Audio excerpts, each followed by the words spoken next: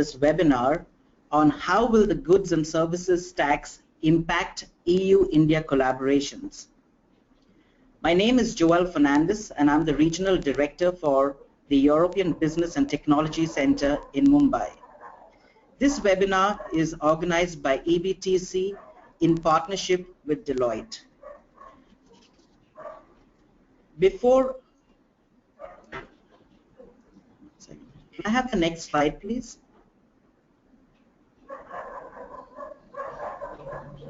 Before we start the webinar, I would like to lay a few, housekeeping rules. You are currently all muted as of now, and eventually, if in case for question and answers,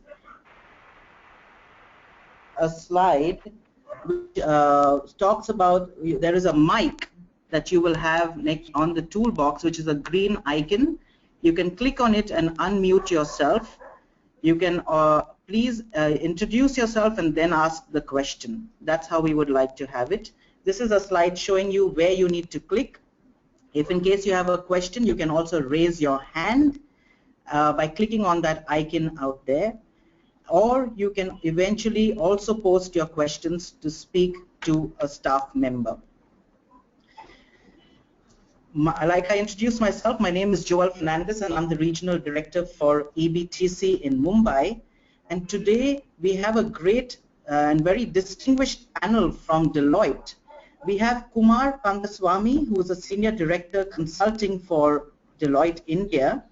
Kumar is also India Manufacturing Industry Leader and CEO of the Global Manufacturing Nerve Center for Deloitte. He has over 25 years of experience in the areas of supply chain strategy, footprint planning, optimization, and distribution effectiveness. At Deloitte, Kumar works with a number of global corporations, large and medium-sized Indian companies on their supply chain transformation, specifically on their India supply chain strategy, roadmap and development, and very recently aligning the strategy and footprint to the goods and services tax. We also have Anjalika Chopra, who is a Senior Director Indirect Tax with Deloitte in India, and she's based out of Mumbai. Anjalika has over 15 years of work experience in the field of indirect taxes. We are also joined by Bhavik Shah, who is a Senior Manager at Deloitte in Mumbai, who has over 10 years of experience in indirect tax consulting. So welcome everyone to this webinar and welcome Team Deloitte. Before I pass on this to Kumar, who will be talking and taking us through the presentation, I would like to share with you two slides on EBTC. EBTC is an EU initiative focusing on clean technology transfer from Europe to India. We have 4 offices in India, in New Delhi, where we have our headquarters. We have an office in Mumbai, Bengaluru, and Calcutta. EBTC is all about creating that ecosystem for EU SMEs and researchers to find projects in India. We focus on 4 sectors: biotechnology, energy, environment, and transport. To take you a little bit about our services on EBTC, we help EU companies explore, adapt, grow, and protect their businesses in India. Whether it is to find a project or partner in India or to understand the Indian market. Each of the 4 sectors, we have a sector specialist who is able to give you in-depth knowledge or to help you understand the Indian market. We are very clear that what works in Europe may not necessarily work in India in terms of technology, and that's how we are able to help EU technologies adapt to the Indian market by demonstrating their technologies on the Europe Technology Experience Center, which is a platform started by EBTC. We also understand that finance can be a very big hurdle when it comes to EU companies in India, and how to raise capital. And now we have started the EBTC Investors Circle, whereby we are able to connect EU companies to global investors who are seeking to raise capital. We also are able to help companies file their patents in India by giving them advice, and that's how we can help them protect their businesses in India. So like I said, ABTC is all about creating that ecosystem, and at any ecosystem, finance is important, taxation is important, and that's the reason why we have put together this webinar today in partnership with Deloitte for you to understand the upcoming goods and services tax that will be introduced by the government of India in April 2016. And with that, I would like to hand it over to Kumar, who will take us through the presentation from now.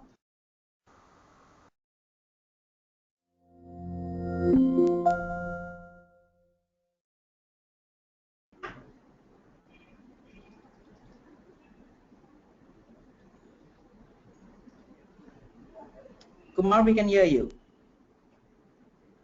Yeah, okay, great. Joel, thank you very much for one, introducing us and also some of our perspectives with your members, and you know, we're grateful to you for creating this platform. Ladies and gentlemen, it is a pleasure to have my colleagues and myself here in this webinar to share with you some of what we think is happening with reference to the GST implementation, and you know, what we are able to see with some of our clients.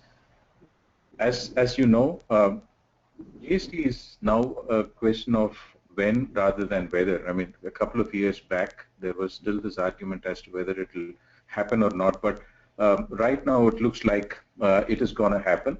It's only a question of whether it's going to be on the 1st of April, as Joel said, or given what we are seeing in the political environment, are there going to be further delays and things like that? That's probably where we again, very broadly, we understand the philosophy and the aspirations of GST, namely to make the supply chains in India far more tax efficient and so forth, and take away the cascading of taxes and make products and services competitive. But that said, what you and I see in newspapers doesn't seem to suggest that. We seem to be talking about several things which are apparently flying in the face of the stated objective of being efficient, and you know, that's something that we would want to be talking about. Second thing is, while it is seen as a tax problem, quite frankly, this is something that, as you can well imagine, impact the entire supply chains of organizations. As to how and how much is something that we want to you know, discuss with you, and we also want to talk about, given the fact that we are now able to see areas where impact occurs, how are organizations preparing themselves for the eventual rollout of GST? And the third thing that, and how are they going about the whole thing? And the third thing that we want to talk about is, you know, as all of us know, it is not yet a law. It is not yet a reality. It is still stuck in Parliament. It has got to be discussed, and the final details have to be announced. And therefore, is there anything that you can do now, or are companies doing something about this whole thing now?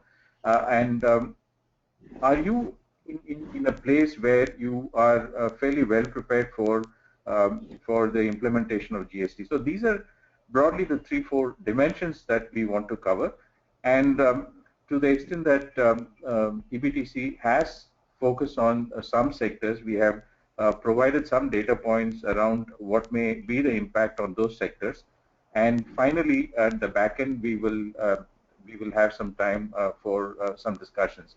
So I'll hand over the floor to my colleague Angelica, who was introduced by Joel as the indirect tax expert. So she will touch upon things that will happen with reference to the definitions of the tax and what are the changes that you should expect and so forth. And then I'll come back and talk to you about how businesses are likely to be impacted, and then we'll you know, touch upon how one can prepare oneself for the rollout of GST. So I'll now hand over mic to Angelica. Angelica, if you'd like to take on from here. Yes, thank you, Kumar.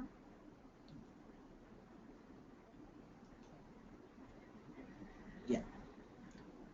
Well, now we move on to looking at the various indirect tax structures prevalent in India at present, and see how and what we're looking at when we migrate into the new goods and services tax regime. On the right-hand section of the slide, you would observe that we've highlighted some levies as central levies. Central levies are typically administered by the union government, and those comprise of duties on import and export known as customs duties, duty on manufacture of goods locally produced manufactured in India termed as excise duty, service tax on provision and receipt of services in the domestic area, and there are some duties which are levied to counterbalance from an import perspective, counterbalance or countervail the duties that would have been levied had the goods been manufactured in India. We refer to those as the additional customs or excise duties. These are all duties which are levied at the central level, which means that pan-India basis, the levy on these activities will be consistent. At the other level, we have the state levies. State levies typically are administered by the local state governments of each and every state or union territory. There are some commonalities in the legislations across the country for the states, but there are still very finer points of distinction between all the levies. So one levy to another will vary typically. A few of the important state levies are entry tax, which is like an import tax, but it's a domestic import tax. Entertainment tax, essentially from a media standpoint. VAT or CST as it is termed in India, we will not use the term CST too much because it is actually VAT, but it is relevant only in case of interstate or cross-border state movement of taxes. That's on sale of goods. Electricity duty, of course, on supply of electricity, and luxury tax, for instance, in the case of hotels or restaurants, it applies. Now, what we're looking at is a system where taxes operate at these various levels. And the complexities arise not just because of multiple taxes, but also because of the fact that there are multiple administrative authorities before whom corporates and multinationals have to present their returns and filings, etc. So what we've listed now on the left-hand side of this slide are some of the shortcomings, as we are terming them, because of all these multiple levies or indirect taxes currently operating in India. Amongst the levies, which is that amongst the central levies and the state levies, there is no mechanism for credit or set-off. So which means the central levy paid on procurement will not be available for set-off against the state levy on the output side. Accordingly, there is a situation where there is complexity in determining whether a transaction is a service or a sale, for example. Because if it is service, service tax should apply. If it is a sale, sales tax should apply. And that's where the dispute arises. And unfortunately, we have a lot of transactions which are being subjected to both the levies simultaneously, which definitely is unfair. But the way the law is structured, that's how it operates. We have, as we may say, quite a redundant tax regime in some areas, specifically when we talk about entry tax, luxury tax. Some of these provisions have also been constitutionally challenged, but so be the case, they're still prevalent in many states. Multiple taxable events refers to a situation where manufacturer will have a different tax trigger point, import will have a different trigger point, services, goods will all have independent tax trigger points. And that is why there are multiple taxable events, because every such activity will be an event in itself. Tax credit mechanism we touched upon is clearly very, very restrictive, and even within the central levies, so to say, customs duty is not available in entirety as credit for, say, excise duty or service tax liability. So there are lots of restrictions around the availment of credit as well. All of this has definitely resulted in increase in litigation, and newer issues are getting subjected to interpretation issues and only increasing the litigation issues and cost in India. From a tax administration point of view, as I mentioned, there are multiple authorities. The assessees have to go through, visit, and make the filings before, and that is also definitely a huge tax administration cost, not only for the assessees but also for the government. Now, clearly, under the new regime which is proposed, the goods and services tax, there will not just be an amalgamation of all these laws, hopefully, but also there will be a lot of transformation that we will see in the new regime, also from the point of view that there is a lot of manual intervention required at this point of time. Going forward, we expect GST also to make businesses more IT enabled, and so would be the case from the government's standpoint. Now we will touch upon some of the key areas which goods and services will really tackle or take care of. In terms of structure, goods and services tax will be a consumption-based tax, which would mean that the state where the goods or services are ultimately received, which is the destination of the goods or services, that is the state which will get to tax a particular transaction. Now, that is clearly a shift from what we saw on the previous slide. We saw a situation where we had tax on manufacture. Manufacturing location could be anywhere. It may not necessarily be the state where the goods are finally consumed. But clearly, when you talk about VAT, then it's the state of origin where the tax is to be levied and collected by the state governments. But under the GST regime, be it manufacture, be it sale of goods, be it supply of services, it will be the destination state which will ultimately receive the tax. And which is why you would have been aware and you would have been following the news items on this in India. It's the manufacturing states which are raising a lot of concerns, because the manufacturing states will be supplying the goods, say from their state to another state, and it will be the state which will receive the goods which will actually get to retain the tax. But clearly, it's going to be a broadening of the tax base. And the other bit is about the fact that it will be a unified tax, so which means the entire country will have just one tax, so as opposed to some central levies and some state levies. In the new regime, we'll have only one tax on a pan-India basis. To take care of the cascading effect or the fact that there are lots of restrictions on availing credit, tax will be levied at each stage of the value chain, as a consequence of which credit will also become available at each stage. And this is where we'll also touch upon this issue at a later point of time. There's a huge amount of onus on corporates to ensure that not only are they efficient, but in the entire supply chain there's a lot of efficiency brought in under the new GST regime. Clearly, that will result in a situation where tax is effectively levied only on value addition. It's not that the entire value will suffer tax again and again and again, because once credit is available, then we're only looking at taxing the differential amount, which is the value addition. And as we said, the primary objective is really to eliminate tax cascading and bring in more advantages from a credit perspective. Moving on to the next slide, again briefly touched upon this already, but clearly as will be apparent, all these taxes, as we highlighted earlier, will be merging into the GST. What we mentioned earlier was that it will be a unified GST. On this slide, on the left hand side, what you will observe is that we have mentioned CGST and SGST. This basically stands for a concept that while GST will be a unified tax, the central government will definitely have some portion of that tax as its own share, and the state governments will have their own share. So whatever are the central levies at present will be merged into something which will be known as CGST, central GST, and state levies will merge into something known as the state GST, SGST. Having said that, these appear to be two components, but they're actually not split in the strict sense.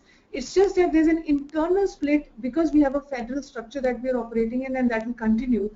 It's an internal split from the government's perspective that there will be two levies so that they can apportion their share upfront, when the assessees discharge liabilities.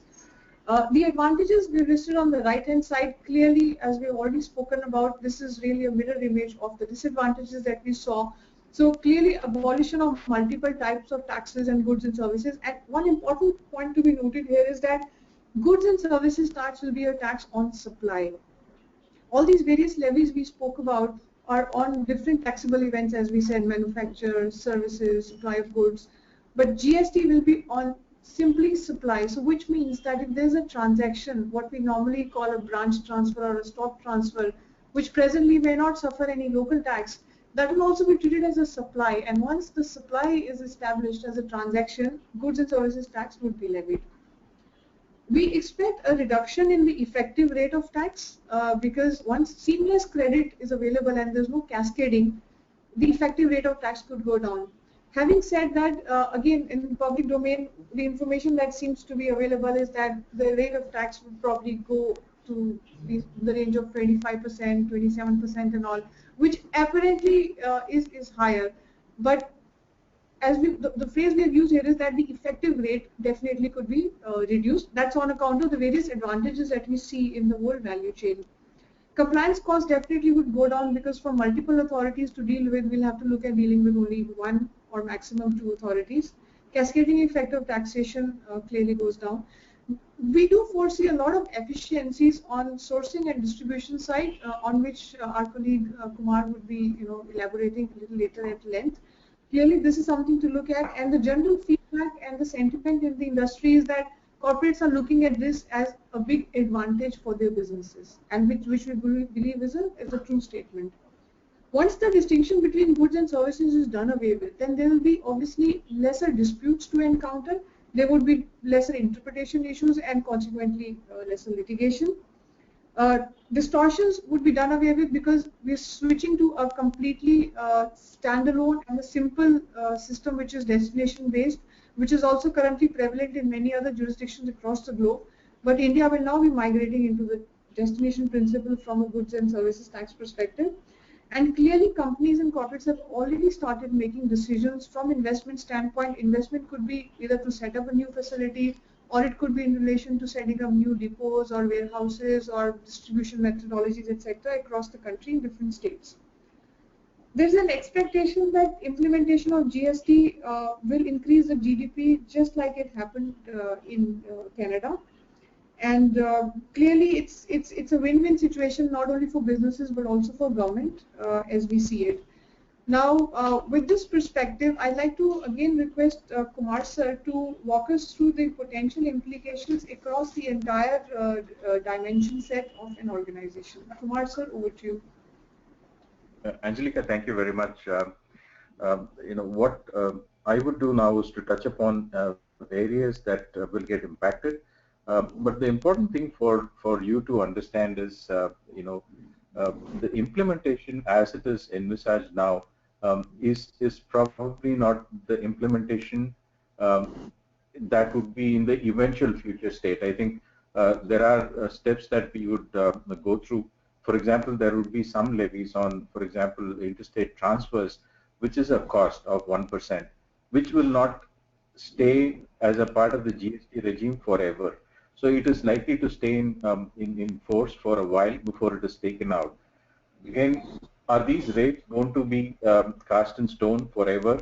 All of those things come into, and there are, as you probably have heard, there are some products that are kept outside the definition of GST. So it is a bit of a evolving framework that we have in front of us, and to that extent, it creates a little bit of uncertainty around how one would react to the whole thing over a long period of time. But that said, I think given the fact that we understand what GST is attempting to achieve, here are some of the things that you may want to consider with reference to your own organization. The first thing that GST does to several companies, particularly those companies that are in businesses which are broadly defined as asset-light, where you have third-party manufacturing and things like that, they think of this as, typically pharmaceutical, FMCG, and so forth. They think of this possibly as an opportunity because on one given day, the entire industry sector is required to reorganize itself incurring time and cost, which means those companies that are able to create their facilities, both third-party manufacturing, own manufacturing, or warehousing, in the most appropriate manner, relevant to their centers of demand, would seek to achieve greater penetration in the market and better service levels to their customers. So it is being looked at as a strategic issue by several companies. Along with this event, namely the GST implementation, what is also happening with several organizations is their time in the so-called tax-friendly zones of Himachal and the Jammu and Kashmir, they are going through the sunset periods. So at some stage in the next 3 or 4 years, they are likely to have situations where the tax advantages that they enjoyed just because they assembled or manufactured in these locations are not going to be available anymore. And without these tax advantages, they start thinking of whether it makes sense for them to continue to operate in those locations, and therefore that is another dimension that comes into the redefinition of the manufacturing and distribution footprint of organizations. The other thing that Angelica mentioned, which is relevant, is given the structure of the taxation and how efficient it can be as opposed to the earlier regime, we are likely to, in most cases, see what one would call a hub and spoke kind of a structure of distribution.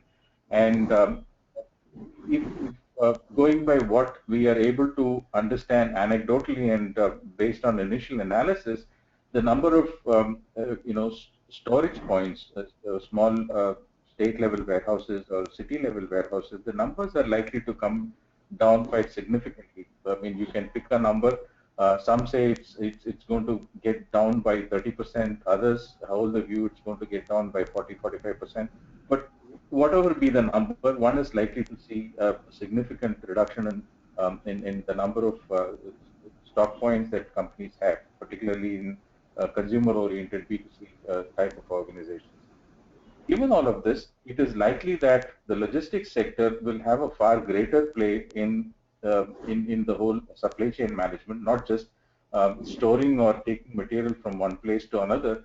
But if you spoke with companies that are in third-party logistics and 4PL and so forth, they're actually preparing to be an integrated partner in the entire logistics chain of organizations, providing analytics, providing data and reports and things like that. And finally, if you look at the list of things that are listed against strategy, the last thing that you'll find is the costing system. As you know, our MRP type of products, you have cost, tax, and the MRP.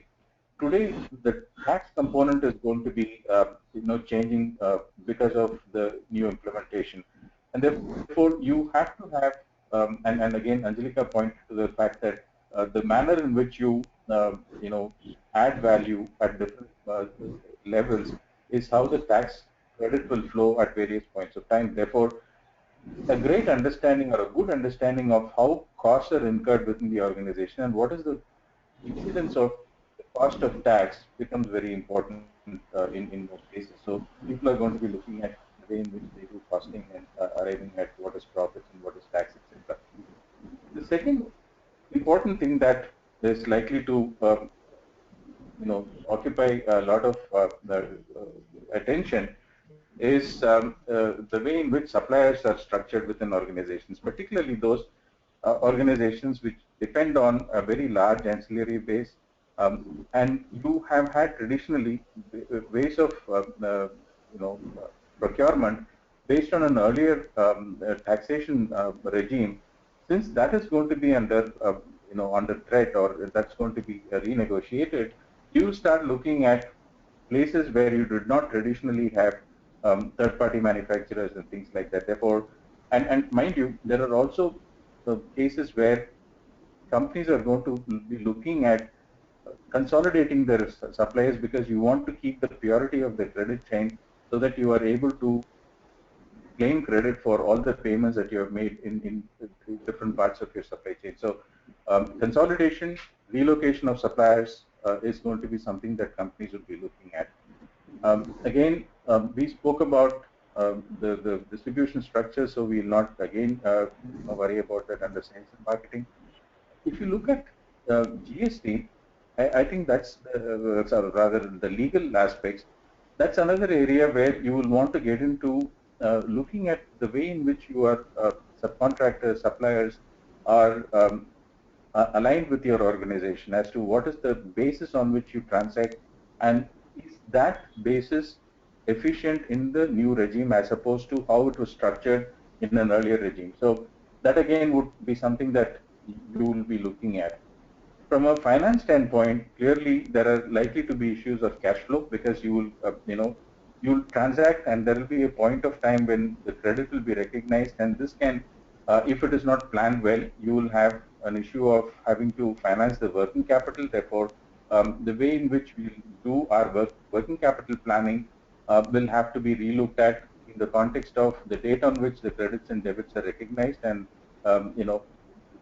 people say this in lighter vein that the month end may not be the date on which the peaking of transaction takes place, but it could be on the day on which the credits and debits are recognized. So these are things that that will come under review.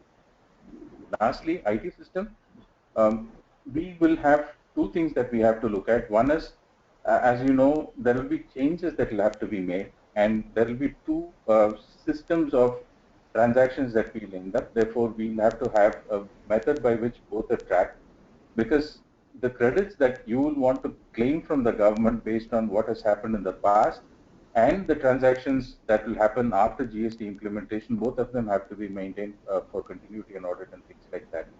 The second thing is the vendors, the big enterprise application vendors, may have offerings to take care of GST, but they may offer that solution on a certain version of your existing software. For example, if vendor 1 says, I'll give you a bolt-on on version 10 and you happen to have version 8, then it becomes necessary for you to upgrade your systems to version 10 before you are able to take advantage of the fact there is an additional software that is being made available by your vendor in the market.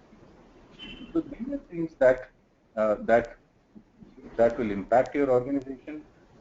If organizations look at it as this as a tax issue, they're going to miss out on opportunities. They're going to end up making suboptimal decisions. So it is something that impacts entire supply chains, and one would do very well to look at it as a business issue and an opportunity as opposed to a tax issue. Can we go to the next page, please? Yeah. We generally suggest these 4 or 5 steps that you will want to go through. First of all, on an as-is-where-is basis, what is the tax impact, tax implication on your existing business? And second, what is your what we call the center of gravity for your manufacturing or distribution? Where are your suppliers located? Where are your demand centers? And is your footprint most appropriate to be tax efficient and business efficient in the new regime? By the way, there are a number of businesses where you cannot, tuck the entire manufacturing setup and walk to another place. I mean, take, for example, an automotive company or a large chemical company. They are not likely to be able to do that. But within the definition of distribution or within the definition of sourcing, organizations are looking at what needs to be changed to be able to remain efficient with reference to GST. And thirdly, given all of these changes, you will have to make changes to your business processes, which may have to be rolled into your SAP or Oracle or whatever, and all the related accounting systems and things like that you may have to take care of. And lastly, how are you going to be doing the pricing strategy given the fact that in most cases there is likely to be reduction in the cost of goods sold, and how do you want to price the product, and what is going to be your competitor action? These are issues that will be confronting you. I'll stop here and hand it back to Anjalika for her to close out as to the next steps, and also probably touch upon some of the sectors that you'll be interested in. Thank you, Kumar. So clearly keeping in line with the fact that there's going to be an impact on businesses as a whole, and clearly there are lots of planning opportunities to look at. What is most critical is that considering the timeline that one is looking at, probably April 2016 or early or sometime during 2016, there's not much time that we have on hand. And in case we have to start preparing for that, for GST, for transition to GST, it's the time right now to do so. As Deloitte, we've been interacting with a lot of industry players, and on the basis of feedback from industry and our own assessment of how efficient it would be to kind of look at transition into GST, we have developed a 4-staged approach. The starting point really is to do an overview assessment. By overview, we definitely do not refer to a situation where we just do a very high-level assessment. it has to actually be a deep diving into the as-is structure of the organization, mapping of all the transactions, the trigger points for tax, the supply points, and then as a distribution mechanism, the credit points for the business. And as this mapping will really lay a proper foundation for the next step, which is impact analysis. So once the draft law of GST is made available in the public domain, so just to digress here a little and give a perspective, the proposition for introduction of GST is that first a draft law will be rolled out into the public domain once all the constitutional amendment processes are over. Will be open to industry for feedback, but that window may not be 15 to 30 days. The window for taking feedback from industry, the law in case required. That's when the impact will be done. So if the as-is mapping is ready, the overview assessment is in place, all the transactions, modalities of doing business have been mapped, then it will be simpler and easier to do an impact analysis once the GST law, draft law is made available. Then once the law is finalized, clearly it's about fine-tuning of the tax impacts and the structure regarding law. And in case any changes have to be made from a strategic standpoint, that's the time when all that can be done. And then fourth phase would really be to get into implementation. Implementation very, very critical again, because there'll be new sets of records, accounts, returns, etc. to be maintained and filings to be done with the department. So if you look at this four-stage approach, we have just about enough time to be ready for GST, which is around the corner now. And with this approach in mind, that's how we would request businesses to start thinking and approaching. So clearly, that ends the area about what is GST, how GST will impact businesses. But what we've also done additionally for the benefit of all of you is that touch upon some very, very critical aspects surrounding indirect taxation for the four specific sectors which Joel talked about in the beginning itself, which is energy, transportation, logistics, biotechnology, and environment. Now my colleague Bhavik Shah will just quickly walk us through the various tenets of indirect tax currently prevalent and what we could expect under the new GST regime. Over to you, Bhavik. Thank you, Anjalika.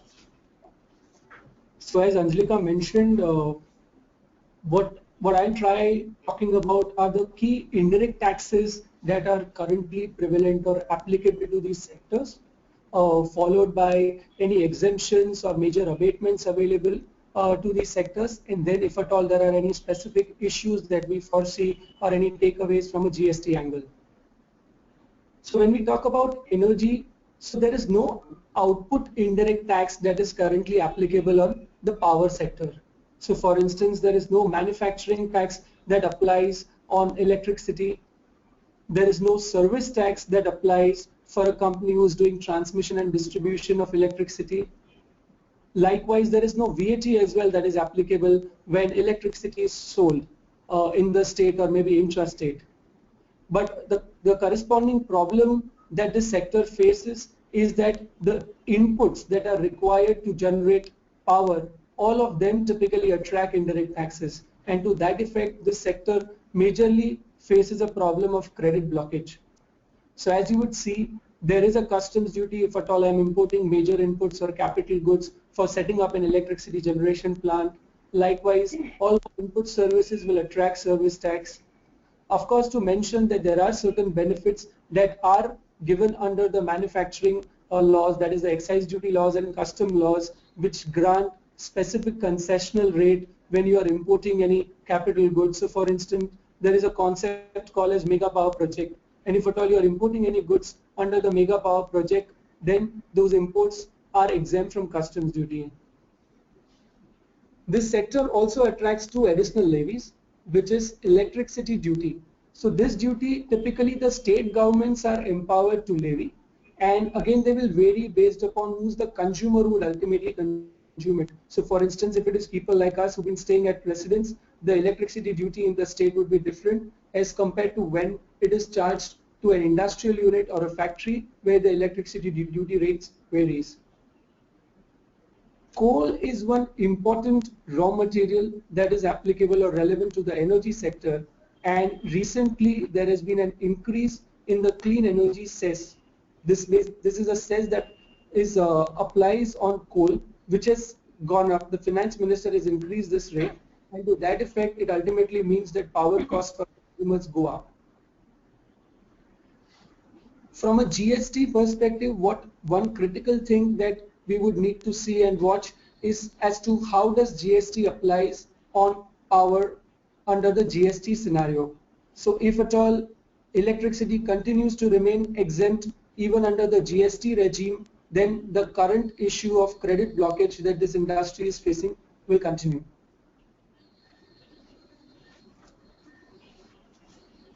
Moving on to the next sector, transport and logistics.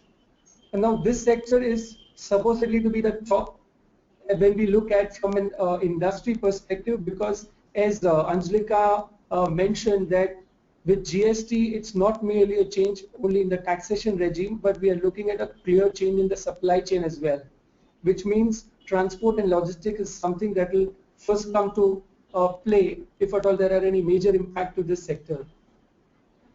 So on transports and logistics, currently you've got transportation for passengers and goods both, which can happen either by air, road, rail or water. And all of this currently attract indirect taxes. So none of these are specifically exempt except for few of them which are kind of mentioned, wherein for instance if at all you're transporting goods for exports, or if at all it is for goods by inland waterways, then these continue to remain as exempt. But otherwise mostly this sector attracts indirect tax. But one thing to mention is that the tax does not apply on the entire value for this sector. Typically there are abatements that are available under the law. So for instance, if 100 is the value and the law provides for a 40% abatement, then tax is something that you end up paying only on 60. One critical thing from a GST perspective is from a logistics sector is more around the traditional warehousing models. So for instance, if today where businesses are stock transferring goods from a particular state A to B, there is no indirect tax that applies.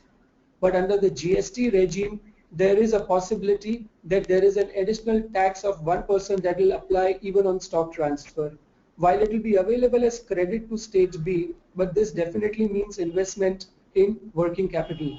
And which is the reason maybe with the supply chain redesign by all businesses, the entire warehousing model and so-called to say the logistics sector is something that one will have to wait and see as to how it happens.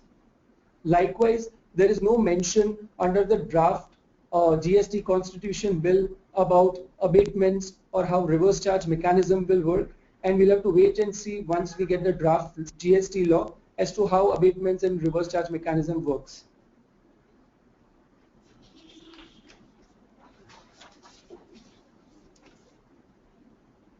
On the biotechnology center, there is one important levy called the R&D cess, which is called the Research and Development cess.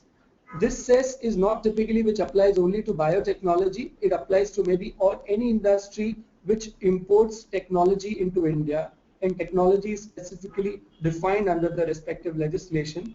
What is critical to note is R&D cess is levied altogether under a different levy. It's treated and considered to be an indirect tax, but as on date there is no mention under the GST proposal whether R&D cess will get subsumed. Likewise, clinical trials on humans, testing and analysis services, they continue to attract service tax, and there are certain exemptions available. I'm sorry, clinical trials on other than humans, they continue to remain as exempt. What is one more important thing is the place of supply rules. This is something that is there globally prevalent under various GST laws that we have. India is yet see the place of supply rules as to how services will typically attract tax and which state would be consuming, whether the consuming state would be paying the tax or the originating state would be paying tax as far as place of supply rules are concerned.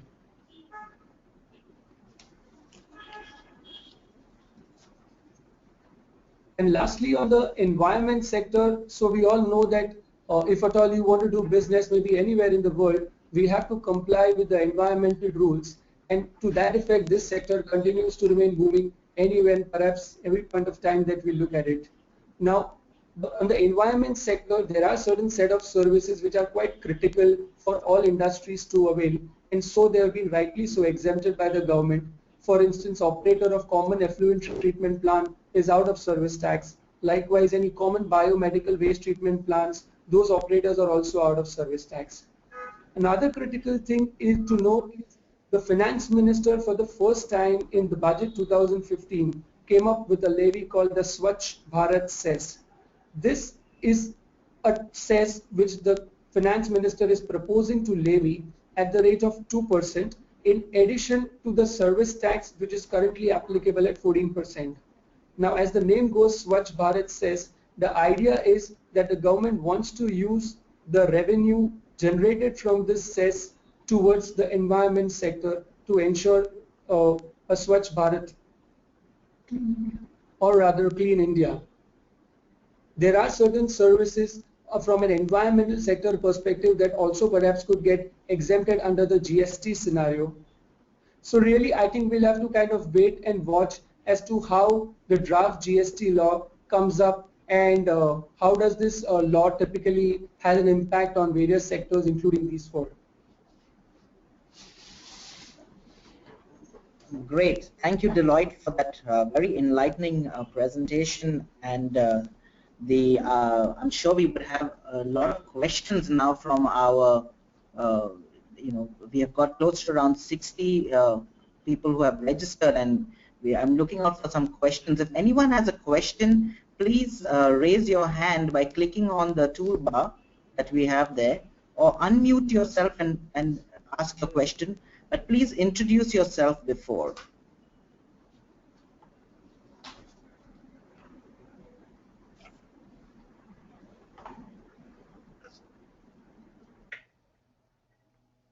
Hello.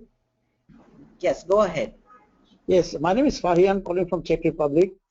I would like to know when this GST is going to come to effect. Is it from next year? I think that. Yeah. Hello? Yeah, thank you. GST is proposed to be introduced in 2016. As the indirect tax framework has been prevalent in India, indirect tax is not fiscal oriented or fiscal driven. The likely date is April 2016. Having said that, it could be, prior to that, it could be say 1st of January 2016, which is the wish of the current Union Finance Minister, or it could be beginning of any quarter of the year, say July 2016 or October 2016. At a broad level, it will be 2016. Okay. Now I have a question. I was in India for the last 2 years in different trade fairs. I am in the energy sector. That means I produce actually electrical installation materials, whereby I found that in India I have a good chance to market my products. At the beginning, I have a partner there, but that means the person contact who is dealing with me, at the moment he wants to import. But our plan is to go for production later on. That is in India, the same products what we are doing in Europe. So what is your advice? Is it better to start with a new company or to go ahead with the person who is importing it from us? So as I understand your current scheme of things, it seems that you have a distributor appointed exclusively for your products in India. Is that correct? Yes, that's right, in Bengaluru.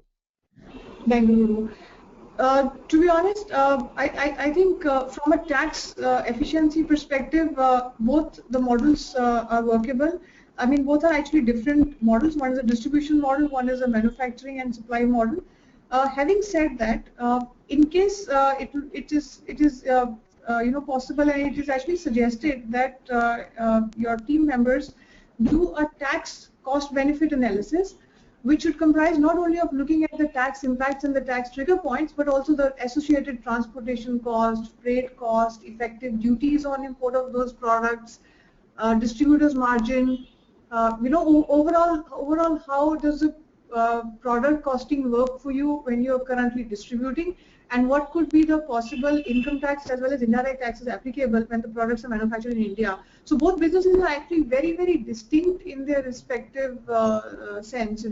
Distribution is a different model altogether, and manufacturing, because in manufacturing you might have a mix of some imported components, some local procurement. So it's really going to be a very extensive cost-benefit analysis that one should do in order to take that decision.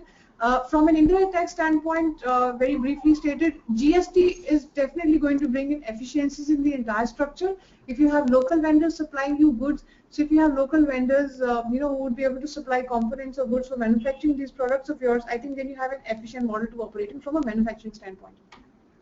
I see. Okay. Okay. Now, I have one more question.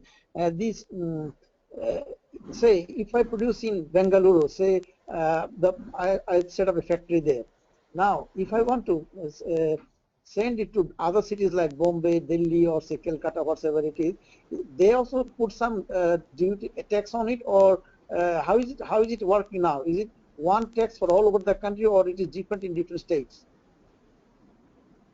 One is that the rate of tax, which we call VAT on sale of goods, that is different. And then there are some states which impose an entry tax, which I had spoken about, which is like a domestic import tax.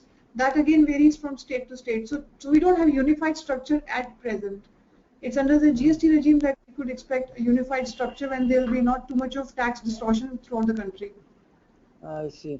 Then it creates a big problem. You see, the problem is here in Europe we have only one tax. That's finished, So we can calculate it from the very beginning, the feasibility. See, now it will be quite difficult because what I have seen, I was in Bombay, in Delhi, and also in Bengaluru in different trade fairs, and I found a lot of people who wants to buy directly from me. Then I said, okay, I'm going to set up a warehouse in Bengaluru, then you can buy the product from there. But so that means a person from Delhi, he must put some tax also on it. Am I right? Yeah, Fayan, I'm going to have you take that offline with the Deloitte team. We have Varun Sharma who has a question. Varun, if you can unmute yourself and please ask your question, and also please introduce yourself.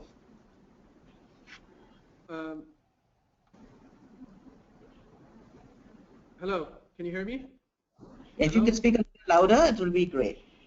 Okay, can you hear me? Yeah. Yes. Right. My question relates to how GST will affect the import of alcohol and spirits into India. Alcohol and spirits are for human consumption are proposed to be kept outside GST. So which means that if alcohol and spirits are meant for human consumption, then the present regime will remain the way it is. And GST will not have any impact. I mean, in the sense that there will be no additional tax or lessening of tax on import per se of alcohol and spirits. But its end use in India will be relevant to look at. If it's for human consumption, there's no impact, no change.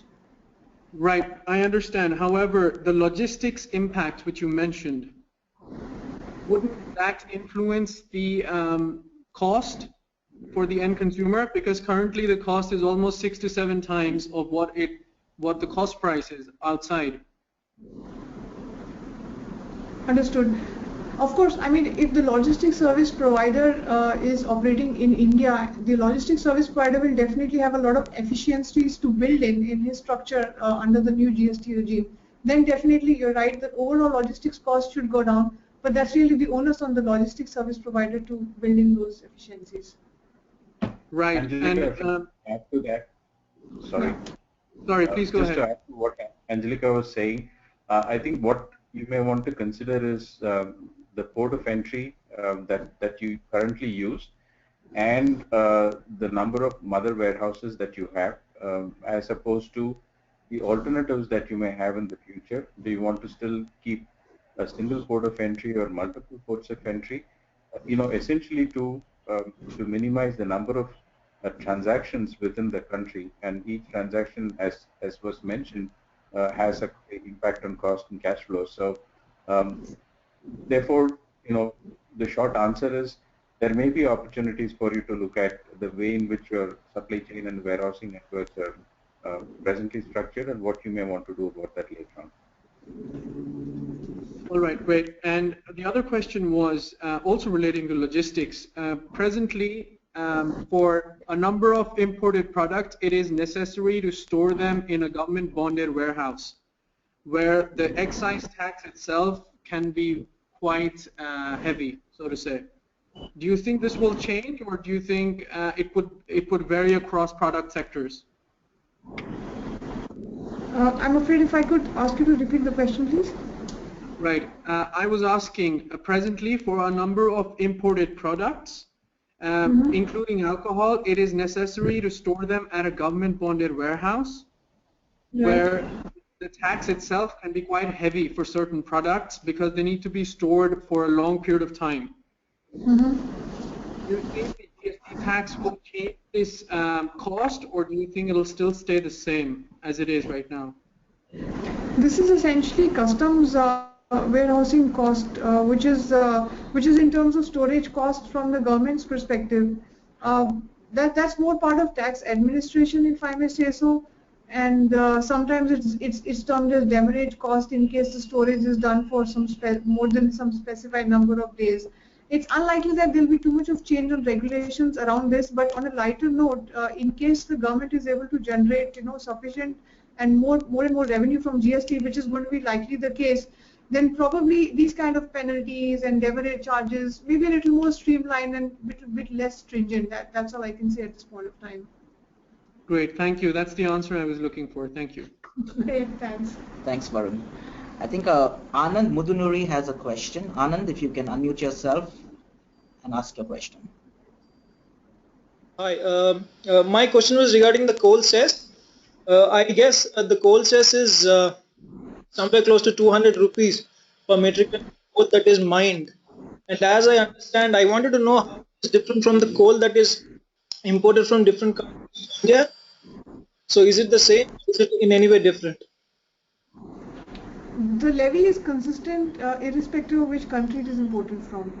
Okay, so how about the coal then? Will it have any kind of an import duty tax or something on it? That definitely is there. Yes, of course. Okay, all right. Thank you. Yes, most welcome.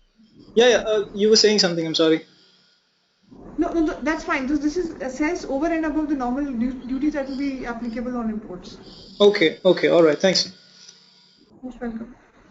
Anyone else with a question?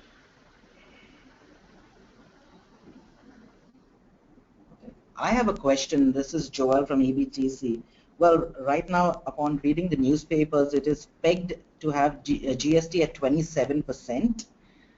Well, while our neighbors, which is Pakistan, has a GST of 18%, Singapore has 7% GST. Do you think this 27% is justifiable, or is it still debatable? And what's your take, having your ears on the ground, being a consulting firm, what's your take that you think the government would peg the GST at? Very, very interesting question, actually, and I wish there was a straight-jacketed reply to this. But having said that, I'll just share a little perspective. It's way back in 2008 that our country started talking about introducing GST with effect from 2010. And in 2009, there was this 13th Finance Commission which was formed, and of course now we have the 14th Finance Commission also working on it. So at that point of time, there were internal deliberations amongst the government officials on a revenue-neutral rate that was to be looked at. So the process started way back in 2009, and at that point of time, the government was talking about some kind of a rate of 16% overall, 16 to 18%. Over the years, there was absolute silence, and now all of a sudden, there's a mention about this 27% rate. But our Union Finance Minister recently in the Lok Sabha proceedings, where the Constitution Amendment Bill was presented, made a statement and gave an assurance that it will definitely not be as high as 27%. So nutshell, what we expect is definitely a double-digit rate for sure. Having said that, it could probably be around 22%. With that, having said, a lot of you would be aware that currently service tax is only say 14%, and for a service sector company, if the rate was to go up from 14 to 20, 22% or whatever, it seems to be a very steep increase.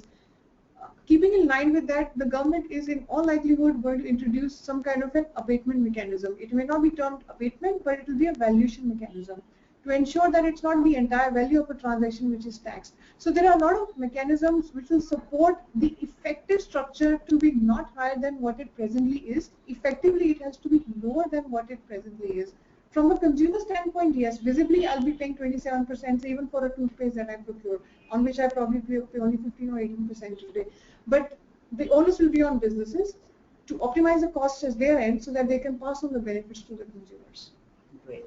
Thanks, Anjalika. I think we are to be cognizant of time. It's 3:30 p.m. here in India, and we have spent 1 hour together, and usually our webinars are an hour to the max. If in case you would like to get in touch with the folks from Deloitte, you can please email Anjalika. Anjalika, maybe you want to share your email address with everyone from on Deloitte. If you can just say it out loud. Yeah, sure. Thank you, Joel.